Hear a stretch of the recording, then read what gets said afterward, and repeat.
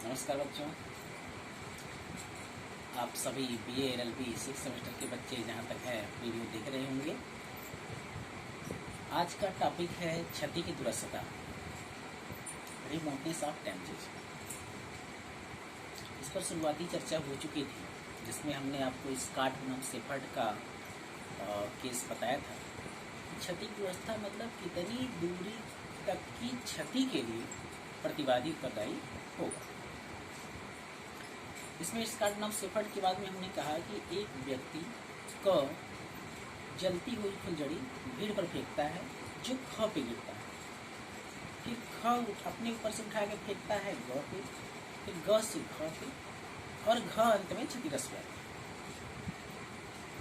इसमें यह प्रश्न उठता है, क्या क घ की क्षति के लिए उत्तरदायी होगा? यही प्रश्न उठता है, यही क्षति की दुरस्थता। तो अगर क के कार्यों का प्रत्यक्ष परिणाम है तो घ उत्तरदायी होगा, और यदि प्रत्यक्ष परिणाम नहीं है तो उत्तरदायी नहीं है। एक मत यह है कि क्या क ऐसा पूर्वानुमान कर सकता था कि हमारे कार्यों का परिणाम यहाँ तक जा सकता है? यही क्षति की दुरस्थता है।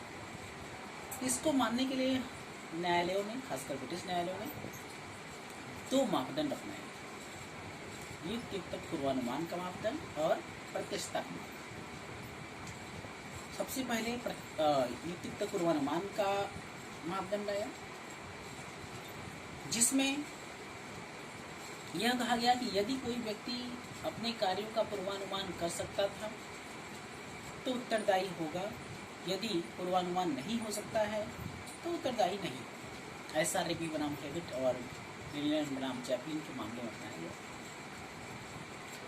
फिर कुछ समय बाद धीरे धीरे इस सिद्धांत को नकार दिया गया और प्रत्यक्षता का मापदंड अपनाया गया। प्रत्यक्षता के मापदंड में जो केस है re Polemis and Furness Withy and company का मामला आया, स्मिथ बनाम London and South Western railway company का मामला आया। इन सब मामलों में प्रत्यक्षता का मापदंड अपनाया गया। फिर अंत में ली स्पार्क ट्रेजर बनाम एडिसन का महत्वपूर्ण केस आया, जिसमें तथ्य यह था कि प्रतिवादी जो वादी की गलतियों की वजह से, या कहिए प्रतिवादी की गलती की वजह से वादी का नाव क्षतिग्रस्त हो गया और वह दूसरा जहाज किराए पर ले आया।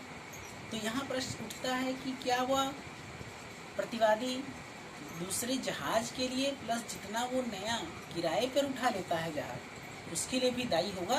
तो ये माना गया कि नहीं, पहले वाले मामले के लिए दायी होगा, दूसरे के लिए दायी नहीं होगा, क्योंकि प्रतिवादी ऐसा पूर्वानुमान नहीं कर सकता था कि ये नया किराए पर जहाज ले लेंगे और उसके बाद वो दायी ठहराए जाएंगे या पूरे किराए के लिए दायी होंगे। अंततः प्रत्यक्षता का मापदंड सीमित हो गया और फिर एक बार फिर से युक्त पूर्वानुमान का मापदंड बेगन माउंट के केस में अपनाया गया। बेगन माउंट के केस में एक बार फिर से प्रिवी काउंसिल ने, या कहिए हाउस ऑफ लॉर्ड्स ने, यह नियम प्रतिपादित कर दिया कि एक व्यक्ति या एक प्रतिवादी यदि यह पूर्वानुमान कर सकता था कि हमारे कार्यों से जितनी क्षति होगी या हो सकती है तो ही वह दायी होगा, अन्यथा नहीं होगा। बस इतना है और कुछ इसमें ज़्यादा नहीं है। बहुत ही आसान चैप्टर है। बाकी सारे मटेरियल्स जो केस हमने 2-4 बता भी दिए हैं, उन सब का PDF फाइल आपको उपलब्ध कराते हैं। बिल्कुल आप चिंता न करें। ठीक है, धन्यवाद।